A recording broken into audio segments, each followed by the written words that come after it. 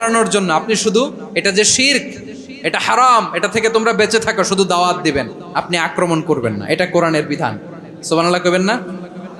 তো এই চমৎকার ঘটনাগুলো আপনারা শোনাইতে পারবো এরকম বিশৃঙ্খলা করলে। মূসা আলাইহিস সালাম আল্লাহর সাথে সরাসরি কথা বলতেন। ওয়াকাল্লামাল্লাহু মূসা তাকলিমা। সুবহানাল্লাহ পড়েন, আওয়াজ তুলে সবাই বলেন সুবহানাল্লাহ। এখন বনি ইসরাইল হচ্ছে পৃথিবীর সবচেয়ে গোয়ার জাতি। তারা বলে, মূসা তুমি যে আল্লাহর সাথে কথা বলো আমরা তো দেখি না, তুমি যে কথা বলো আমরা তো শুনি না, তো কি করতে হবে? বনি ইসরাইল বলে, আমাদের মধ্য থেকে 70 জন নিয়ে যাইতে হবে তোর পাহাড়ে। ওরা আয়সা যদি কয় হয় আমরা শুনছি, তাহলে বিশ্বাস করবো। কত বড় ডাকাত দেখছেন বনি ইসরাইল। এদের চেয়ে গোয়ার জাতি নাই। এত গোয়ার তুমি করেছো মুসা আলাইহিস সালামের সাথে।